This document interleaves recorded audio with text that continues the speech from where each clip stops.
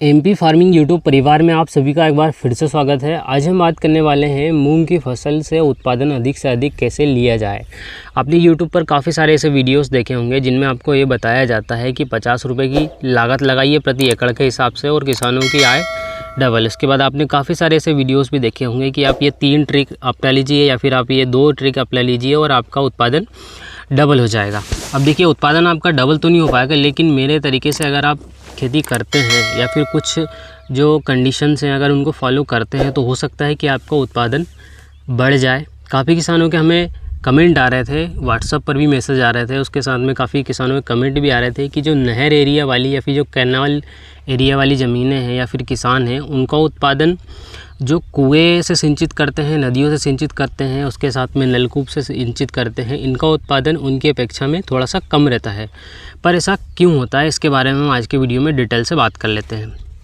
सबसे पहले तो मैं आप सभी को ये बताना चाहूँगा कि अगर आप मूंग की बिजाई करते हैं तो उसमें आपके पास जो नल की या फिर जो पानी देने की जो व्यवस्था है उसमें थोड़ा सा सुधार कीजिए, क्योंकि लगभग 50% जो उत्पादन है ये मूंग का सिर्फ पानी के ऊपर ही डिपेंड करता है कि आपकी पानी देने की व्यवस्था कैसी है, आपकी सिंचाई करने की व्यवस्था कैसी है, उस पर ही इसका सारा डिपेंड रहता है। उसी पर मूंग का जो उत्पादन है आधा इस पर ही डिपेंड रहता है। अब देखिए, पानी का मैनेजमेंट आपको किस प्रकार से करना है, सिंचाई का मैनेजमेंट आपको किस प्रकार से करना है, इस विषय में थोड़ा सा बात कर लेते हैं डिटेल में।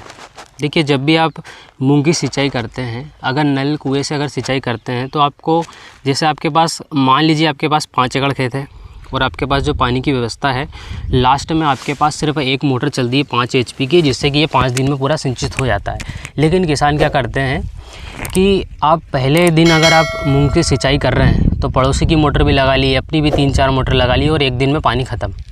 अब आपने एक दिन में पानी ख़त्म कर दिया, मूंग आपके 3-4 दिनों में पूरी उगकर खड़ी हो जाती है, आपको दिखने लगती है।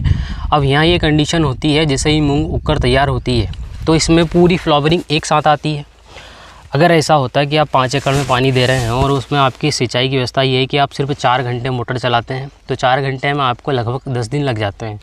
अगर 10 दिन लगते हैं तो क्या होता है कि पहले दिन जहाँ पानी आपने दिया है वहाँ पर जल्दी फ्लावरिंग आएगी, जहाँ आपने लास्ट दिन दिया है वहाँ पर फ्लावरिंग लास्ट में आएगी, मतलब काफ़ी लेट आएगी। और अब इसी व्यवस्था आपके पास लास्ट तक है, तो किसानों को एक चीज़, पानी की जो जल की व्यवस्था है या फिर जो भी आपकी सिंचाई की व्यवस्था है, इसमें आपको एक चीज़ ये ध्यान में रखनी है, या तो आपकी जो व्यवस्था स्टार्टिंग में है, या तो आपकी जो स्टार्टिंग में जो व्यवस्था से जिस प्रकार से आप सिंचाई करते हैं 1 मोटर 2 मोटर 3 मोटर 4 मोटर से, उसी प्रकार की सिंचाई की व्यवस्था आप लास्ट में भी करें। या फिर आपके पास लास्ट की जो सिंचाई की व्यवस्था है, लास्ट में आप 1 घंटे मोटर चलाते हैं, तो उसी प्रकार से आपको 1 घंटे मोटर चलाकर ही पूरी आपकी फसल उगाना है। अब नहर एरिया वाले की बात कर लेते हैं कि कैनाल वाले की जो मूंग की फसल है इसका उत्पादन अधिक क्यों रहता है। उत्पादन की बात करें तो एक तो उनकी ज़मीन में भी थोड़ा सा फ़र्क रहता है, ब्लैक सॉइल अगर है, और अगर आपकी जो जिस प्रकार की आपकी मिट्टी उसी प्रकार से अगर उनकी भी है, तो यहाँ पर ये लॉजिक काम करता है कि नहर एरिया में क्या है, पानी की कोई कमी नहीं है, साधन की कोई कमी नहीं है।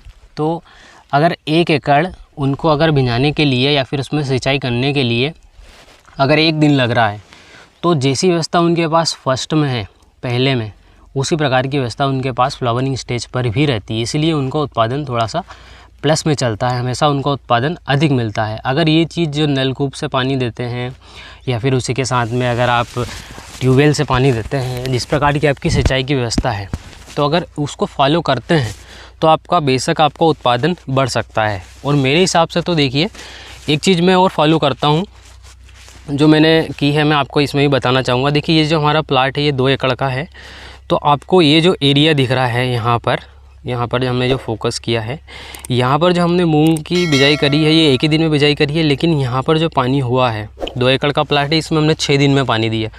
मोटर चलती है हमारी 10 घंटे, लेकिन फिर भी हमने 4-4 घंटे देकर ही इसमें पूरा पानी दिया। इसका कारण ये रहा कि देखिए, लास्ट में अगर अपने पास सिंचाई की व्यवस्था अगर कमज़ोर पड़ती है तो भी इसका उत्पादन कम नहीं होगा। कैसे कम नहीं होगा, देखिए यहाँ पर हमने पहले पानी दे दिया, तो यहाँ की ये कंडीशन है कि यहाँ आपको पूरा खेत हरा दिख रहा है, लेकिन अगर इधर की बात करें तो इधर आपको अभी पूरा खेत थोड़ा सा काला ही दिख रहा होगा। ऐसा खरा नहीं है कि अभी इसमें लास्ट में पानी हुआ है, उधर पहले पानी हो गया है। अगर आप मूंग में एक चीज़ और फॉलो करें कि जहां आपने सबसे पहले पानी दिया वहीं पर आपको जाना है, पूरे खेत में घूमने की कोई ज़रूरत नहीं है। आप उस जगह पर जाइए, वहाँ पर आप जाकर देखिए कि यहाँ पर क्या कंडीशन है, मूंग की क्या कंडीशन है। अगर वहाँ पर क्या है कि सबसे पहले आपको इंसेक्ट का अटैक पड़ेगा, उसी के साथ में आपका जितने भी बीमारियाँ आएंगी सबसे पहले वहीं पर आएंगी। अगर फ्लावरिंग भी आएगी तो भी वहीं पर आएगी, अगर इंसेक्ट का अटैक है तो भी वहीं पर आएंगे। तो आप एक छोटा सा जोन है आपका, वहाँ पर आप उसको टारगेट कर सकते हैं। उसको रोज़ाना आप देखिए, अगर वहाँ पर आपको इल्ली का अटैक दिख रहा है तो आप वहाँ से पूरे क्षेत्र को या फिर अपने पूरे खेत को गाइड कर सकते हैं, क्योंकि इल्ली भी वहीं पर सबसे पहले लगेगी, फंगस वहीं पर सबसे पहले लगेगा, फ्लावरिंग भी वहीं पर सबसे पहले आएगी। तो ये चीज़ मैं अपनी लाइफ में फॉलो करता हूँ। अगर आपको ये उचित लगे तो आप फॉलो कर सकते हैं, और अगर आपको उचित नहीं लग रहा है तो कोई बात नहीं, मेरा आपको बताने का काम था। बाकी आज की वीडियो में बस इतना ही। अगर आपको हमारा कंटेंट पसंद आता है, चैनल को सब्सक्राइब करना बिल्कुल भी ना भूलें। धन्यवाद।